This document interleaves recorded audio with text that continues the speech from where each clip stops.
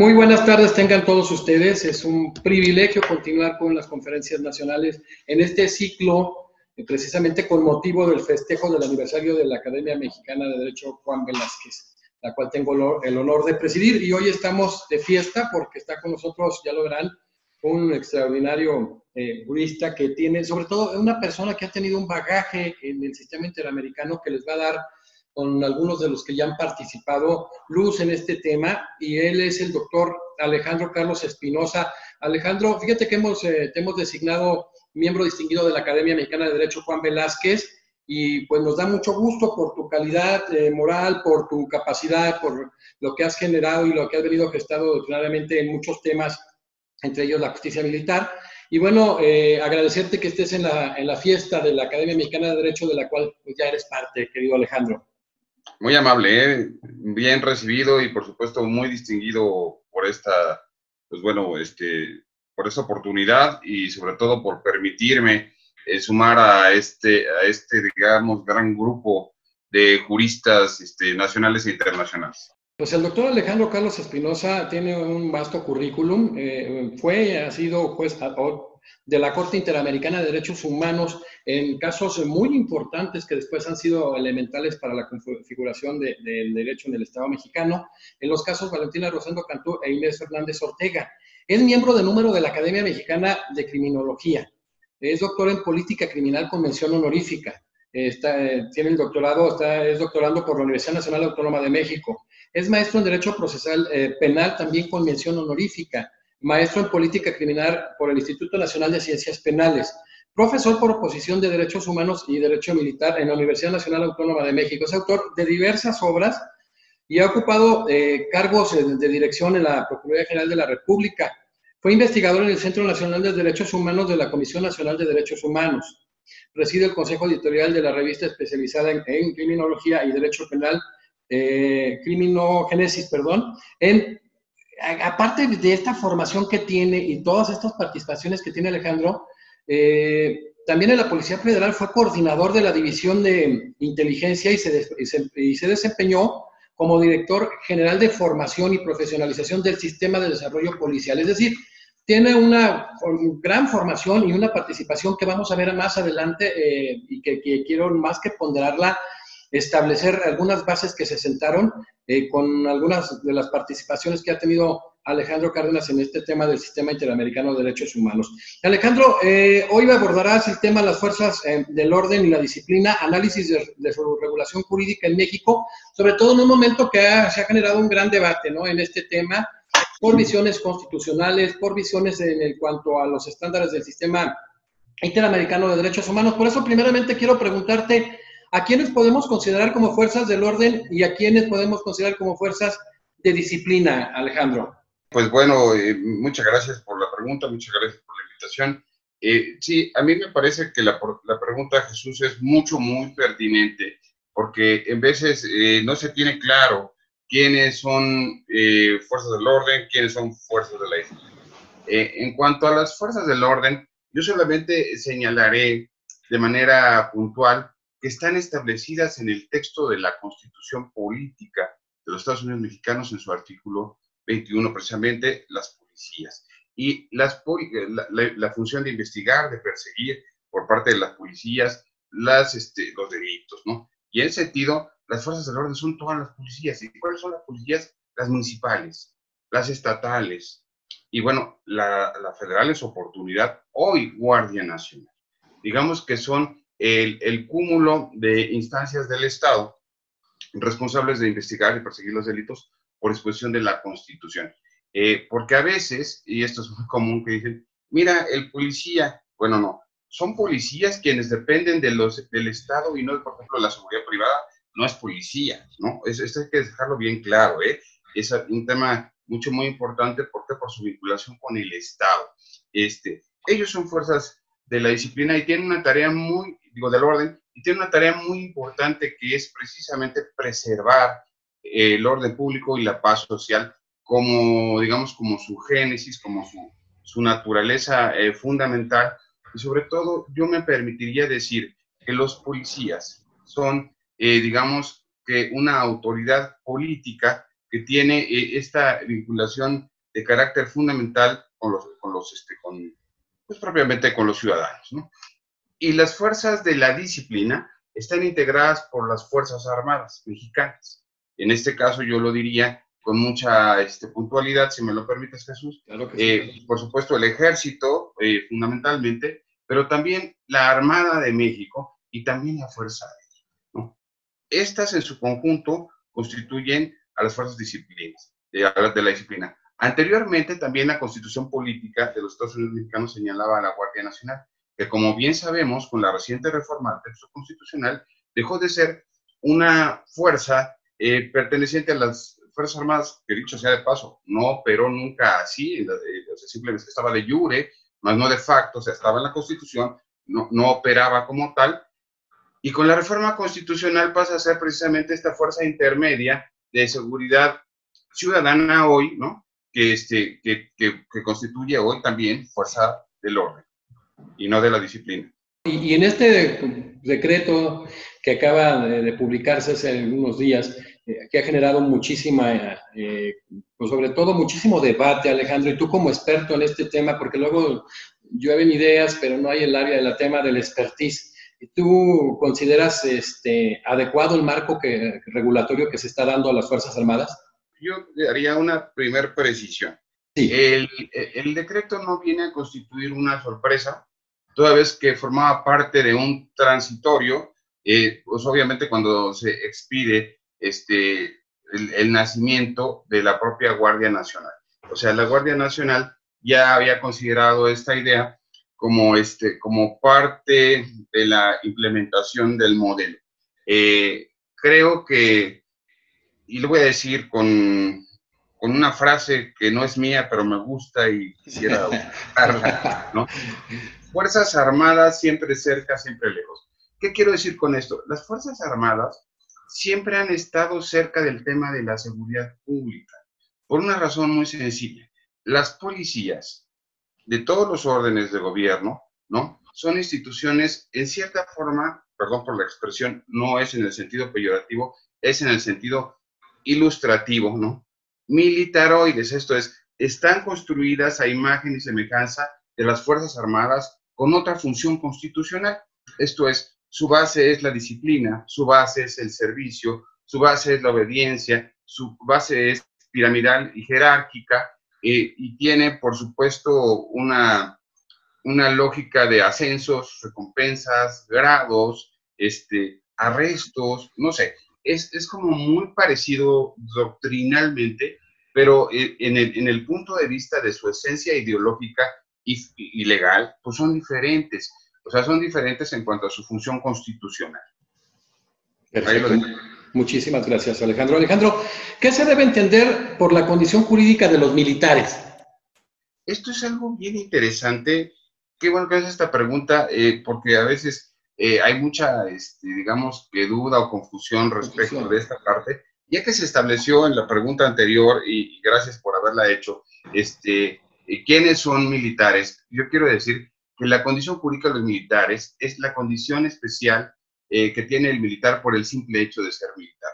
¿En qué va a impactar la condición jurídica de los militares? Bueno, en el ámbito competencial y en el ámbito jurisdiccional. Esto es, ¿quién los va a investigar? ¿Quién los va a perseguir?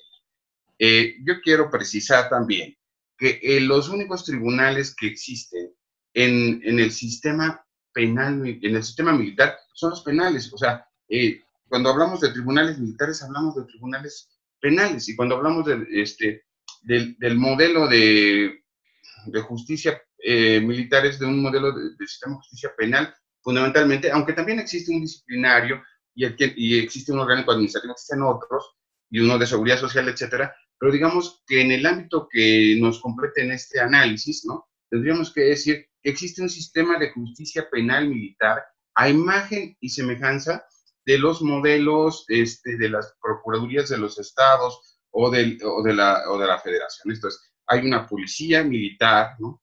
Hay una fiscalía hoy, antes procuraduría militar, hay un modelo de justicia judicial o jurisdiccional, en este caso, y ahorita quisiera yo abundar, si me lo permites, en esta diferenciación entre lo judicial y lo jurisdiccional.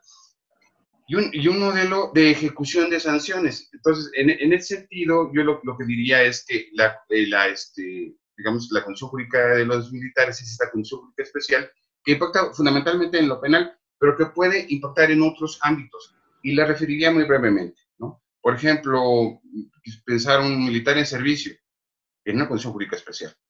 ¿Por qué? Porque va a generar una atracción de investigación, persecución distinta, juzgamiento, a de que fuera un militar franco. Es otra condición jurídica, ¿no? Porque el militar que está franco no es que deje de ser militar, pero tiene una condición de hombre libre y es tratado por las normas civiles como a ti o como a mí, Jesús. O sea, simple y sencillamente la diferencia es que tiene una condición. Y si está de vacaciones, también tiene una condición jurídica especial. Ah, pero si está procesado, tiene otra. Y si está sentenciado, tiene otra. Y si está comisionado, tiene otra. O sea, sí es bien importante esta parte. ¿Por qué? Porque tiene que ver con la norma de aplicación y obviamente, con la certeza jurídica. Entonces, creo que es muy importante, sobre todo ahora que, que estamos yo diría, en este tránsito de formación institucional de gran importancia para el Estado mexicano, que es la conformación de nuevas instituciones, como es el caso de la Guardia Nacional. Y la Guardia Nacional, pues evidentemente, tiene una conformación muy interesante.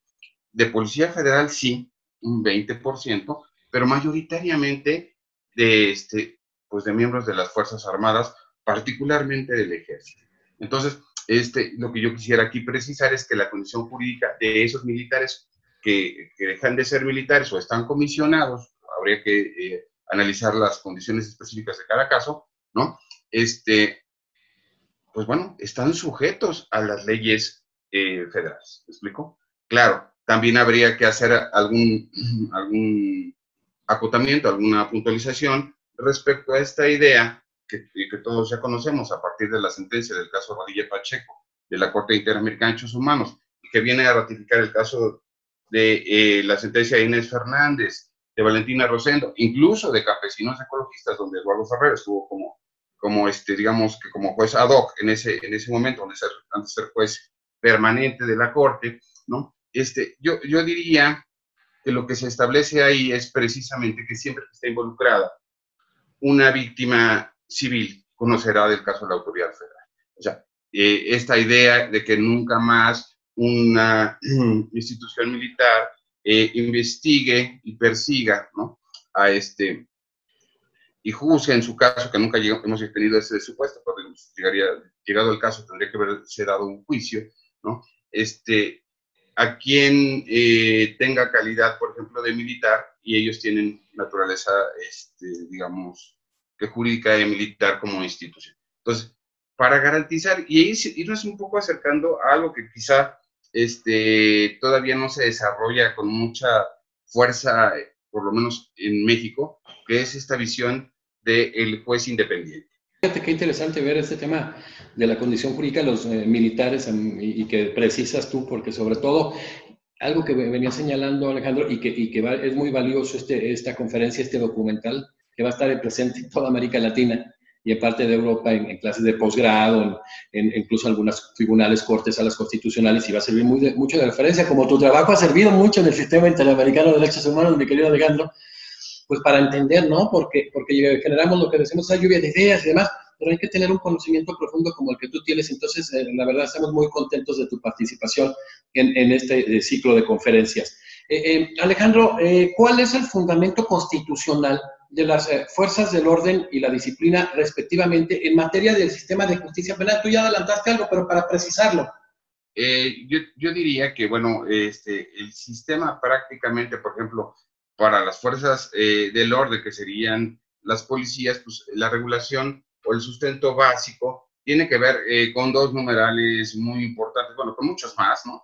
Pero yo me ceñiría en dos que son como los pilares del sistema y de la funcionalidad, y diría el 21 constitucional, que establece obligaciones idénticas para las policías sin hacer distingo de los foros de competencia, simplemente habla en genere de las policías, y obviamente del 123 apartado B, que establece precisamente que los policías en semejanza, volvemos a la idea esta de la semejanza, en donde lo subo yo a la visión un poco de los militares que desde siempre se han regido por sus propias leyes, ¿no? Entonces, aquí hay un reclamo permanente ya de mucho tiempo, que se ha venido particularmente vinculando con esta idea que se ha impulsado muy fuertemente de manera afortunada en el Estado mexicano, de la presunción de inocencia, siguiendo los criterios interamericanos, de la Convención Americana de los Derechos Humanos, del Tratado Internacional de los Derechos Civiles y Políticos, de la propia jurisprudencia de la Corte Interamericana, ¿no? De la presunción de inocencia como base no solamente del debido proceso en el marco penal, sino de todos los debidos procesos, ¿no? Entonces, en ese contexto yo pensaría que ahí existe una deuda de carácter legislativo, una reforma que tendrá que darse no sé cuándo ni cómo, ¿no? Pero tendrá que darse en favor de los policías, porque quedan como en un estado de indefensión cuando acreditan no haber tenido participación o no haber tenido responsabilidad, pero ya fueron removidos mediante un procedimiento de remoción, ¿no? En donde pues ya no hay posibilidad a que regresen a su fuente de trabajo. Entonces, esa parte me parece que también es una parte importante en las instituciones del orden, donde para que tengamos policías fortalecidos, yo creo que hay que regresarles la seguridad jurídica. Ese es uno de los grandes pendientes, ¿no, Alejandro? Yo lo vería así, como un pendiente de carácter legislativo, que hay que reformar precisamente el texto constitucional, ¿no?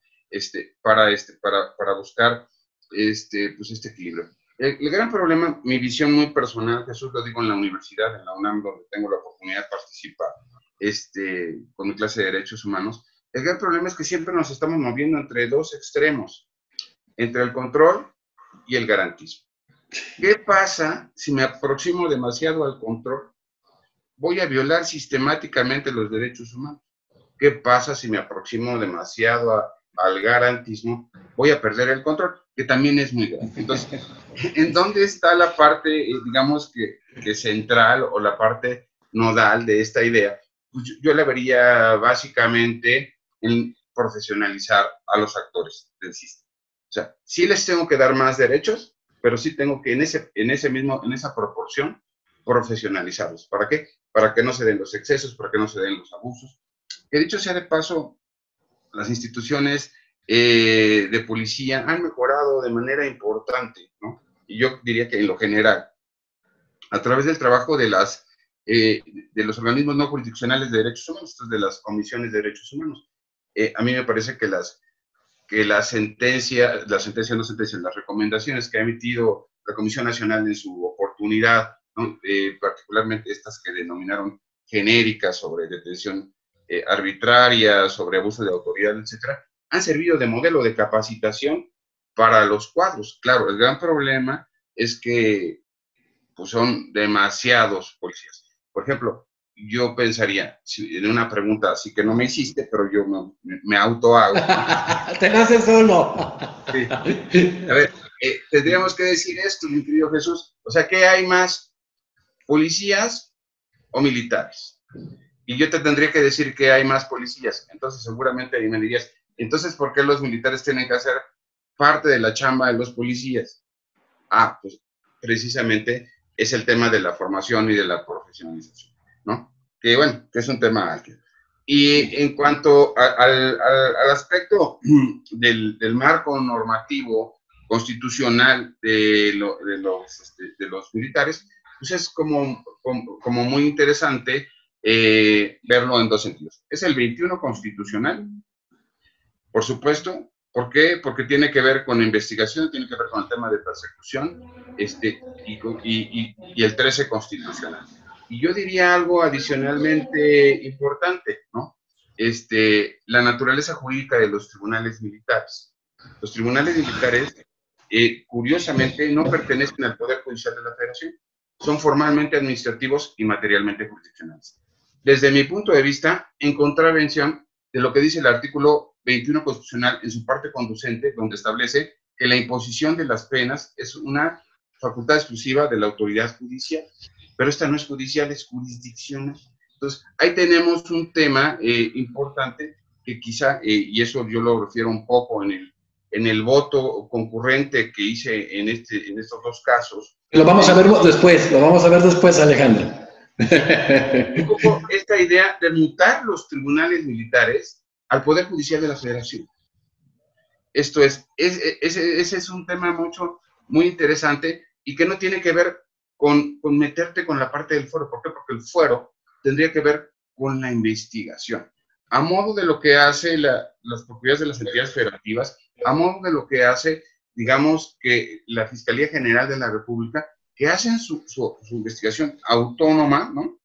Ya incluso como fiscalías autónomas, la gran mayoría en el país, y ya dejan su tarea en esta división de poderes al juez, ¿no? Para que haga digamos que su chamba, perdón por la expresión, ¿no? Hagan su tarea, ¿no?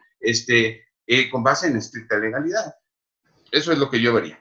Perfecto, Alejandro, fíjate qué interesante, ¿no? En este estándar ya metido mucho en el tema del debido proceso y vamos a continuar en ello. Y fíjate que qué bueno que abordaste todos los temas de garantismos y todas estas cuestiones encontradas, porque en este congreso que nos privilegias en participar, pues va a haber algunos de los expositores a nivel también internacional. Por ejemplo, está el padre del garantismo en América Latina, Adolfo Alvarado Belloso, que participa con nosotros, está Jorge Banossi, allá estuvo Alberto Binder, y entonces vamos a encontrar todos estos temas complementados con gente como tú a nivel nacional, que nos va a dar sobre todas las vertientes, ¿no? Para que de alguna manera todos los juristas de América Latina y parte de Europa que nos siguen, pues tengan toda esta información muy vasta que al final va a estar en una biblioteca virtual, ¿no? Y que vale mucho la pena.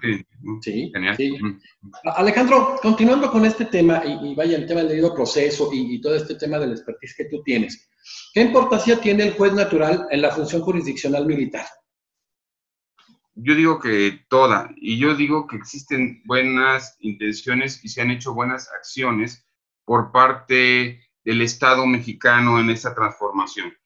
Cuando se emite una sentencia por parte de la Corte Interamericana de Derechos Humanos, yo pienso que más que pensar en esta idea de que sentaron al Estado en el banquillo de los acusados, hay que verlo como un espacio de oportunidad para mejorar los procesos y el diseño normativo y el diseño institucional. ¿Qué te diría yo con base en esta cuestión de la justicia militar y el juez natural? Bueno, que realmente no se ha cumplido. Porque si nosotros vamos un poco a lo que la jurisprudencia ha establecido reiteradamente en múltiples criterios de la Corte Interamericana sobre las características o los atributos del juez natural, tendríamos que encontrar que se trate de un juez independiente, imparcial, autónomo, profesional e inamovible con motivo de sus determinaciones. Ya se logró un primer avance, un primer progreso que yo considero muy importante en esta publicación del Código Militar de Procedimientos Penales del 2016, que tiene una congruencia, evidentemente, con la reforma constitucional de 2008 y la vacatio legis de los 8 años para el término del 2016, donde no podría quedar digamos que en contrasentido la visión de la justicia militar, que ya venía haciendo cambios muy importantes desde 2014, en cumplimiento a la sentencia del caso Radilla Pacheco, pero que el legislador aprovechó y fue más allá. A mí, por ejemplo, me parece que sí fue importante, por supuesto, dar cumplimiento en todos los aspectos, o en algunos de los aspectos a la sentencia del caso Radilla, particularmente en el constreñimiento del foro de guerra y la protección de las víctimas civiles, pero a mí me pareció muy importante haber modificado el artículo 102 del Código de Justicia Militar, en donde se presume la inocencia después de 80 años de haber presumido la culpabilidad desde la creación del Código de 1933, que entró en vigor en 1934. Entonces, ¿qué estamos viendo? Estamos viendo digamos, que una transformación de un modelo penal endurecido, ¿no?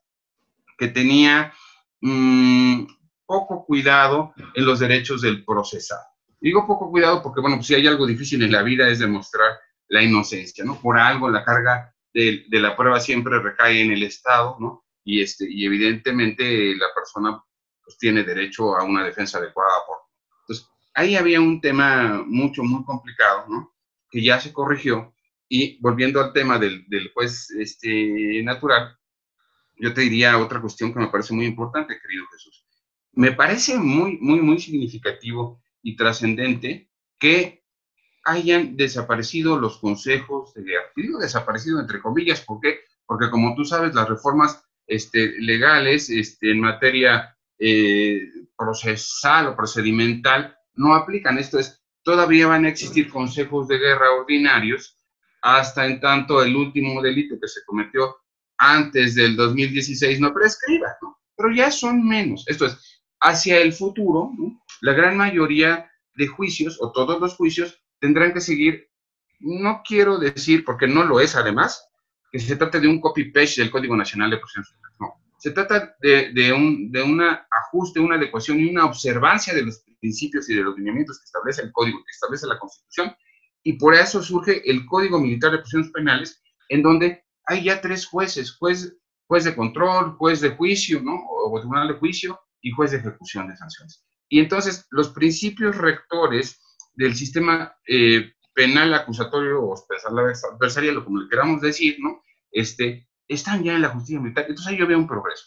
Pero veo ese progreso, sí, con el tema de la profesionalización, pero solamente veo la profesionalización. ¿Por qué? Porque antes los jueces pues eran legos jurídicamente hablando. ¿Qué quiero decir con esto? No eran licenciados en Derecho, no eran peritos en Derecho, simplemente eran militares versados en su expertise, que desde luego era muy alto, como todos los militares de altos niveles. Son personas muy preparadas, pero no eran abogados. Y tú sabes que hay que saber, que hay que conocer de hermenéutica, de sistemática, de jurisprudencia, de interpretación jurídica, de muchas cosas para poder decir el derecho. Esto es para hacer función judicial. Entonces, en este contexto, pues bueno, los tribunales eran pues, prácticamente de conciencia. Y los tribunales de conciencia, pues desde mi particular punto de vista, se apartan, ¿no? Considerablemente del acceso a la justicia, del debido proceso, del juicio justo, y no sé, de muchas cuestiones, ¿no? Entonces, esta transformación ha tenido ese avance. ¿Qué nos falta? Nos falta la independencia, que viene ligada a la imparcialidad. ¿Por qué? Porque a ver, si lo nombra el señor secretario de la Defensa Nacional, es el responsable de nombrar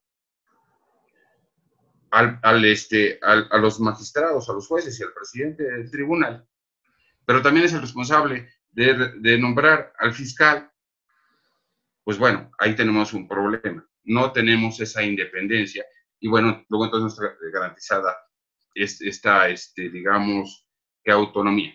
Ahora, no digo que necesariamente se tenga que viciar la decisión, no, pero está en riesgo y lo dice la jurisprudencia, ¿no? Y ahora, otro aspecto que me parece muy importante es la inamovilidad. Esto es, al no ser autónomo o pertenecer a un poder distinto, pues lo puede poner y lo puede quitar a discreción el secretario, ¿no? Entonces, ¿sí me explico? Claro. Pues, estas visiones, pues se han venido logrando, se han venido transformando de una manera interesante. Esto es, también ha habido pues la introducción, hay que decirlo así, en el Código Militar de Procedimientos Penales y en el Código de Justicia Militar de los derechos humanos, de los derechos de la víctima, etcétera.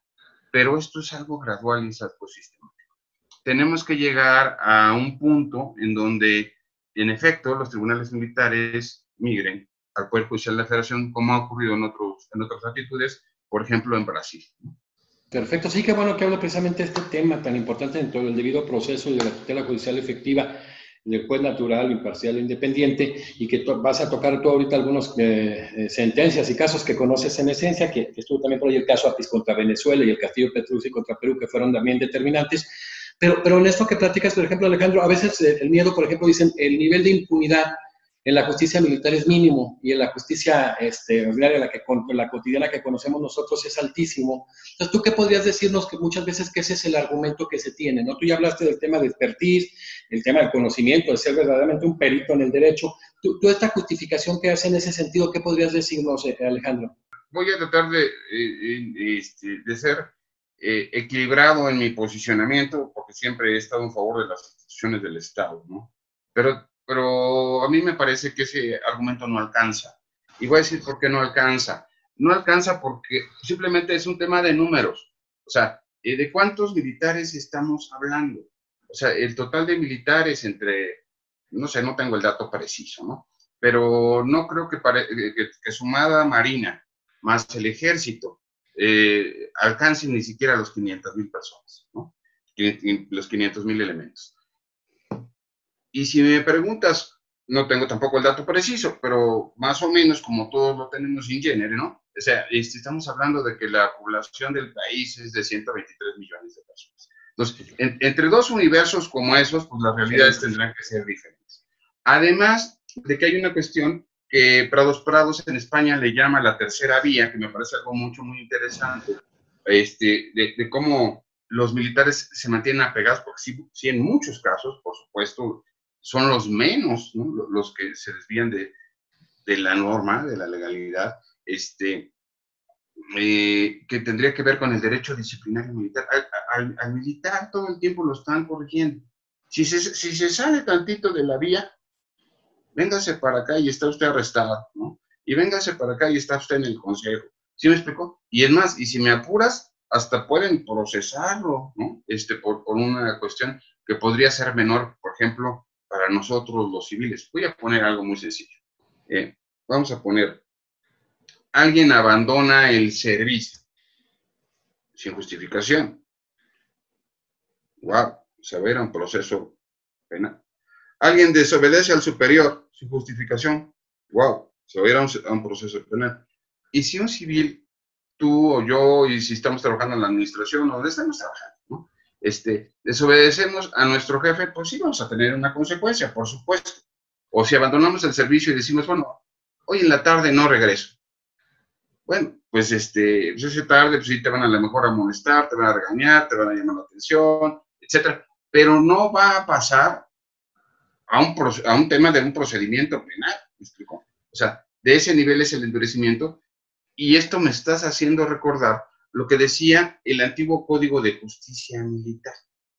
Digo antiguo porque tuvo la reforma muy importante de 2014, se sigue llamando Código de Justicia Militar, pero digamos que ya ahora no tiene toda la parte procesal que pasó al Código Militar de Procedimientos Penales, y tenía un latinajo, las letras iniciales corresponden a un latinajo que decía TMQT, ¿no? El temor mantiene quietas a las turbas, claro. O sea, ¿quién quiere ir a un proceso penal? Pues nadie, ¿no? En esa razón, y por eso el tema de la pena de muerte, que como bien sabes, como constitucionalista reconocido que eres, en 2005 hubo una reforma muy importante, el artículo 22 constitucional, y dentro de las cosas más trascendentes que ocurrieron fue, digamos, que la supresión de la pena de muerte del artículo 22 constitucional, y consecuentemente la reforma a más de 160 tipos penales que preveía el Código Civil Militar, que tenían reservada la muerte para quien realizara esas conductas. Y bueno, desde mi particular punto de vista, sin mayor análisis, ¿no? Y no sé, quizá por desconocimiento o falta de compenetración con el modelo, se determinó legislativamente que todas aquellas penas que merecían muerte merecerían penas entre 30 y 60 años de prisión, lo cual me pareció un poco abrupto, por lo decirlo menos, ¿no? Pero sí por ahí viene la cosa, ¿eh? El tema va por ahí. Claro, gracias Alejandro. Sí, vaya, interesante en esto, ¿no? Que nos vamos hasta los estándares del artículo 4 de la Convención, que bueno que haces mención, tú como un amplio conocedor del sistema interamericano. Y antes de entrar a la última pregunta, Alejandro, y sí que no eres vanidoso, pero ha sido muy importante tu participación. Quiero preguntarte desde tu elección, tu participación, tu voto, en relación primero al caso Valentina Rosendo Cantú, por favor, me gusta, a título personal, lo que correspondió hacia ti. Yo quiero hacer un comentario, y bueno, y sobre todo, pues de mucho respeto a las víctimas, a Inés, a Valentina, por supuesto que mi consideración más amplia y absoluta, pero yo considero desde el punto de vista técnico, que el caso de Inés y el caso de Valentina se debieron de haber acumulado, o sea, son muy parecidos, ¿me explico? Quizá en una sola sentencia se debieron haber resuelto. Esa es mi visión. Y en esa razón no tengo como una posición de uno o de otro estrictamente, sino lo que hice fue un voto en donde amalgamo los dos y hago un planteamiento genérico en 11 puntos muy, muy sencillos, ¿no? En donde, bueno, se establece primeramente el alto grado de vulnerabilidad que ellas tuvieron por ser mujeres, por ser pobres, por ser indígenas, por no hablar el idioma español, por tener tan alejados los servicios de justicia, de salud, etcétera. Toda esta parte del contexto por referencia, ¿no? Pero por otra parte, la gravedad de la conducta por parte de los agentes del Estado, porque como bien sabes, Jesús, en la justicia interamericana no se habla de servidores públicos, esos conceptos son como muy domésticos o muy correspondientes a los órdenes internos de los estados. Entonces se habla de agentes del Estado, y en este caso los militares eran garantes de proteger, ¿no?, a las personas, y que ellos hayan sido quienes hayan vulnerado, pues eso convierte el asunto como en grave, ¿no? De manera general, el punto que yo considero como importante y quizá lo que a mí me mueve a hacer este voto, pues bueno, fue precisamente un punto en donde yo discrepo. El voto es concurrente, pero hay un punto donde yo me separo de la sentencia. No es que la sentencia no tenga validez, tú lo sabes, o sea, lo que vale es la sentencia, el voto es un voto y es una opinión, ¿no? Claro. Pero donde yo me separo, ¿no?, de esa visión, tiene que ver precisamente con esta idea de la utilización sistemática de la violación, ¿no?, como un instrumento de atemorización para las mujeres, ¿no?, con el propósito de controlar los territorios. Yo no estoy de acuerdo, no creo, no digo que no ocurrieron los hechos, cuidado con esa parte, claro. Los hechos ocurrieron, entonces, o sea, pero yo creo que, y es más, no veo a los mandos militares diciéndole a las tropas, vayan a las comunidades, busquen mujeres y abusen sexualmente. Eso no lo veo. O sea, como un proceso de atemorización y de control, como ocurrió en otras latitudes, yo no lo veo en el caso. Y tan es así que no veo, no veo otras sentencias, obvio es muy complicado sentencias, pero por lo menos denuncias, o por lo menos alguien más que diga, a mí también me ocurrió esto, y a mí también me ocurrió esto, y a mí también me ocurrió esto, ¿no? Sino que lo veo como un hecho terrible.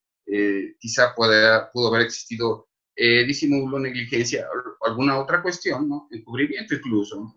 Pero de ahí a que se hayan, digamos, hecho como una apología para la realización de las conductas, no lo veo, ¿no? Entonces, ahí separo esa parte, y creo que también es muy importante en ese voto señalar lo que ahora está ocurriendo, ¿eh?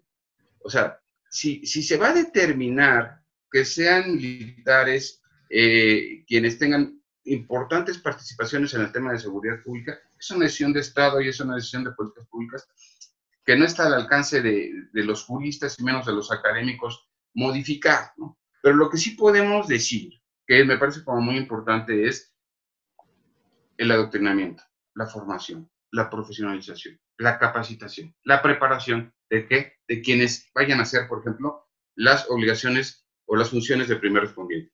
Porque como bien sabes, Jesús, el artículo 132 del Código Nacional de Procedimientos Penales prevé las obligaciones del policía. Y bueno, que no se llamen policías los miembros de la Guardia Nacional no quiere decir que no vayan a tener las funciones de policía ni las responsabilidades de policía, que además expresamente les mandata el artículo 21 de la Constitución.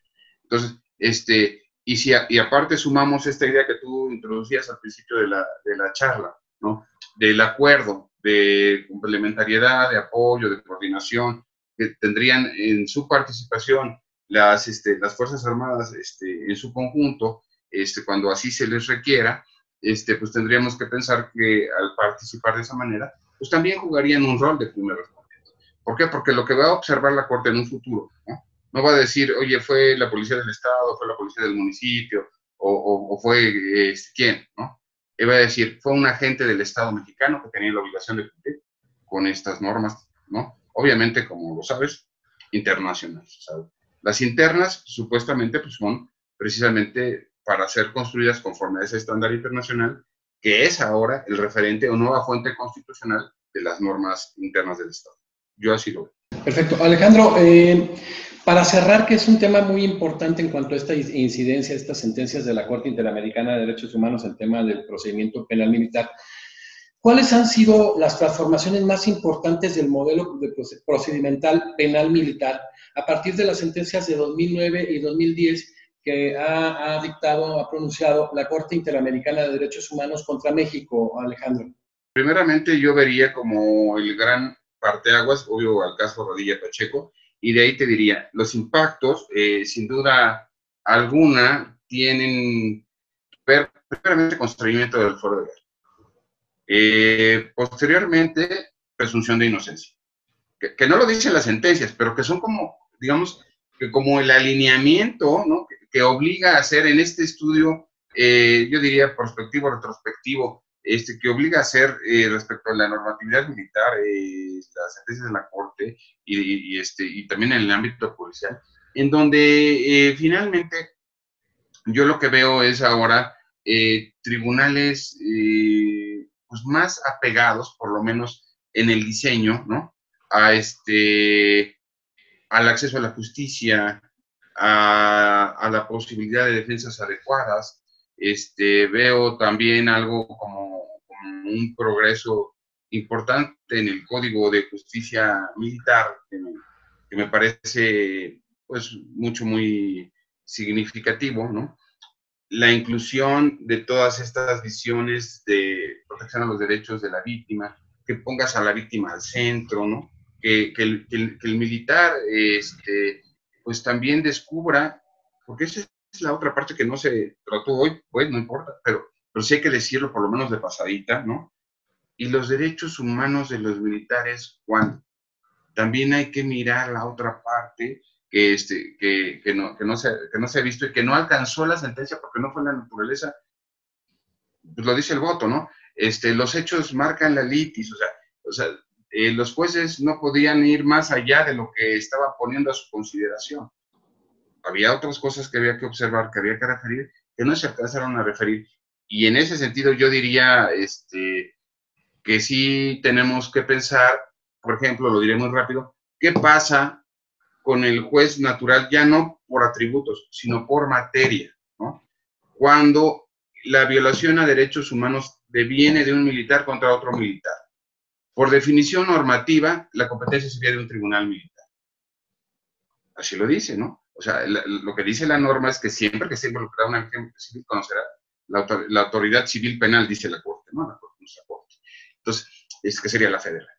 Pero ¿qué va a pasar en aquellos casos donde las violaciones a derechos humanos sean de militares contra militares?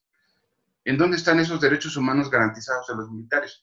Con base en el principio de universalidad, pensaría yo, ¿no? O sea, y con base en el por persona y con base en todo lo demás. Hoy no tenemos garantizado eso. Y si hoy, por ejemplo, ocurre un abuso sexual, que ha ocurrido, no estoy inventando, ha ocurrido un abuso sexual contra otro militar, ¿no? Soldado, por ejemplo. El asunto sería conocido por un tribunal militar. O los delitos que no tienen víctima, como por ejemplo puede ser el cúmulo de delitos contra la salud, fomento a la colaboración, yo no sé, cualquier tipo penal, ¿no? Donde no hay una víctima específica, o sea, que la víctima es la sociedad, se dice en el discurso legal, ¿no? La competencia sigue siendo en los tribunales militares. Entonces, ahí esa reforma está, desde mi punto de mira, incompleta, ¿no? Ahí lo vería yo ahí así. Y entonces, creo que otra cosa que suma y que suma muy bien es haber construido este sistema de justicia penal militar en donde se suprime el fuero, digamos, no el fuero, sino se suprimen los tribunales de conciencia, ¿no? O sea, a ver, lo diré muy rápidamente, el gran cúmulo de asuntos militares, penales, caían en los consejos de guerra ordinaria. ¿Por qué? Porque los jueces militares eran competentes para asuntos cuyo término medio aritmético era de 1 año o menos. Y los consejos de guerra extraordinarios, que eran para casos de la emergencia, eran muy extraños, ¿no? Entonces, la gran bandeja eran los consejos de guerra ordinarios, que se integraba por este grupo de personas que no eran expertas. Hoy tenemos personas expertas, hoy nos acercamos a la idea de juez natural, que ordena la Corte Interamericana, vamos en una ruta correcta y en esa perspectiva, pero todavía faltan cosas, pensaría yo. Fíjate que, por ejemplo, qué bueno que haces este análisis dentro de las líneas tiradas por la Corte Interamericana de Derechos Humanos, en más del 80% habla del debido proceso. Y estas implicaciones del artículo 8.1, 8.2, o sea, referido primero pues al juez natural, imparcial, independiente, a la presunción de inocencia, a las garantías mínimas. Y la justicia militar ocupa el cuarto lugar en esa incidencia. Lo importante es que las tres líneas anteriores están de alguna manera vinculadas en los casos. Por ejemplo, primero es el tema de la tortura y otro tipo de tratos. El segundo son las ejecuciones extrajudiciales, y el tercero, las desapariciones forzadas de personas, la desaparición forzada de personas. Entonces, de alguna manera, todo está vinculado con estas sentencias, Alejandro. Yo creo que ahora la reciente sentencia de noviembre de 2018, ¿no? Del caso Atenco, me parece muy interesante. ¿Por qué? Porque también tira esa línea, como dices tú, robándote tus palabras, querido Jesús, tira esa línea de profesionalización para policías, uso Los de la estándares fuerza. de vigilancia, de ejercicio de efectividad, sí. Esa parte es como muy importante porque, pues bueno, ayer mismo o antier, no sé, en estos días pasados, vimos un tema terrible en Jalisco, ¿no? Y vimos otro muy complicado en el caso pues bueno, de la embajada, de los Estados Unidos mexicanos, etcétera. Entonces, sí hay, yo no diría brutalidad policial, pero sí diría, ¿no? Falta de profesionalización y manejo en algunas cuestiones. A ver, hay una nueva materia que se llama Derecho Operacional, que ha tenido mucho más impacto en otros espacios que en México, ¿no? En donde se establece un principio, ¿no? ¿Cuándo logras el éxito de una operación, ¿no? Cuando el último de tus hombres queda libre de responsabilidad jurídica y regresa sano y salvo a su casa. ¿Y cómo voy a lograr esto? Pues con profesionalización. Si yo lo aviento sin profesionalización, pues él se va a enrolar y va a violar uso legítimo de fuerza, manuales, principios, procedimientos, y después, cuando menos piense, va a estar involucrado en una carpeta de investigación, ¿no? Cuando en realidad lo que estaba haciendo es un cumplimiento de un deber, pero ese cumplimiento de un deber, si es bien defendido, se podría demostrar como un exceso. Pero si no es mal defendido, se va a ir como un delito doloso. ¿Me explico? Entonces, ahí hay un tema en donde también debemos cambiar esta idea de comenzar a defender a los policías, no por legítima defensa, sino por cumplimiento de un deber y ejercicio de un derecho. Creo que también los policías, como los militares o como cualquier agente del Estado que tenga responsabilidades de garantizar orden, seguridad, etcétera, interior, lo que sea, no debe tener miedo. Debe actuar con fuerza, pero esa fuerza debe tenerla medida, graduada y con una alta responsabilidad. Si el policía tiene miedo, las cosas están muy mal. Un policía que no sabe cuidar a sí mismo no es capaz de cuidar a nadie. Un militar que no sabe cuidar a sí mismo no es capaz de cuidar a nadie. Esa es mi percepción. Sí, la legitimación de la fuerza hay que hacerlos entender la medida, ¿no? Porque también, pues, si no se hace nada, pues ahí ya viene una complicación para el Estado, y evidentemente en un tema que es obligación del Estado y que quería responsabilidad internacional, el tema de asegurar lo que es la seguridad de las personas, ¿no? Y aquí, Alejandro, por ejemplo, hay uno de los temas de debate, el tema del principio de la utilización excepcional en temas de seguridad pública por parte de las Fuerzas Armadas, que es también alguna de las cuestiones que se ha tirado en los estándares interamericanos, entre ellos la sentencia canese contra Paraguay. ¿Tú qué opinas? Con todo esto que se ha dado en la normatividad, ¿no se violenta en los estándares del Sistema Interamericano de Derechos Humanos de la utilización de las Fuerzas Armadas? Esa pregunta es un poco complicada. Desde el punto de vista técnico y desde el punto de vista real. El tema de la seguridad in genere es un tema muy práctico, ¿no? En donde el Estado tiene la obligación de responder y dar resultados frente a las situaciones. Creo que es deseable pensar en que el modelo, como está planteado de la Guardia Nacional, por ejemplo, ¿no? Sí se dé en el contexto del relevo. de ese relevo generacional. O sea, ¿qué se está pensando? Se está pensando desde lo que yo he visto, desde lo que yo lo he leído, lo que he podido advertir, es en el reclutamiento de civiles, ¿no? Y que esos civiles constituyan o construyan esa nueva institución llamada Guardia Nacional. Pero bueno, pues sí estamos en la circunstancia hoy de que, pues sí, de que está, digamos, que conformada en su gran mayoría por militares, no solamente en la parte de la operación, sino también en la parte de la estructura y en la parte del mando, ¿no? Entonces, este es el diseño institucional pues que se aprobó, ya está en la ley, ya está en la Constitución, ¿no? O sea, esta idea de si va en contra o no va en contra, pues tendríamos que cuidarlo, ¿no? A través de la observancia, la formación, la profundización, la capacitación y el respeto a los derechos humanos por parte de los integrantes, en tanto se da este proceso de construcción de la institución.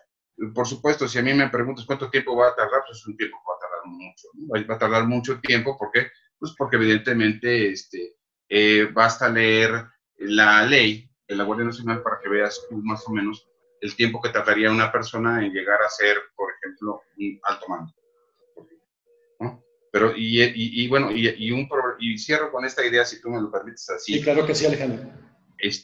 El gran problema es la politización de la policía, en general, ¿eh? O sea, voy a poner un ejemplo que desde luego votos porque no sea así para el siguiente modelo, pero en 20 años que tenemos realmente de policía profesional, porque se habla de 101 años y que, pero bueno, eso es como un tema sin un diseño específico nacional, ¿no?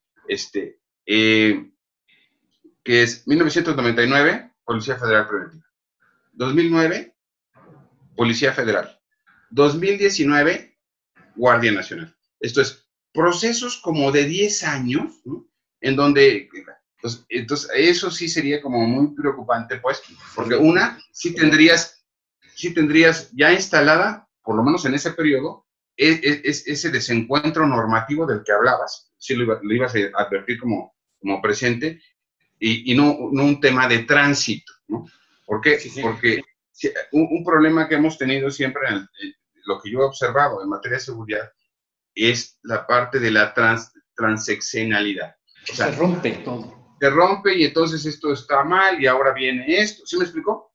Entonces, lo que recupero lo que había dicho hace un momento, un rato, ¿no?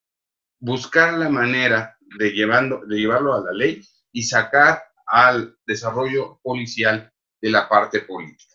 El día que yo logre eso, estaré dando un primer paso gigante en esta formación y eso. Porque los militares lo tienen. O sea, para ser claros, o sea, no puedes comparar las instituciones policiales con las instituciones militares. Las instituciones militares tienen más de 100 años de fortalecimiento, de funcionamiento, de profesionalización. O sea, a mí me queda muy claro. Los militares son profesionales probados. El gran problema es que ellos son militares profesionales probados para otros temas, ¿no? Y estos son otros temas. Entonces, tendrán que desaprender y tendrán que aprender, ¿no? ¿Por qué? Porque no es lo mismo estar construido para destruir objetivos o para X o Y cosa que para pues para la construcción del tejido social, la proximidad social, la prevención, la investigación, el respeto del debido proceso, los derechos humanos y cuánta cosa que podría decirte. Perfecto, pues la verdad ha sido un privilegio, doctor Alejandro Carlos Espinosa, tenerte en este ciclo de conferencias nacionales e internacionales. Es muy importante tu participación, te lo agradecemos.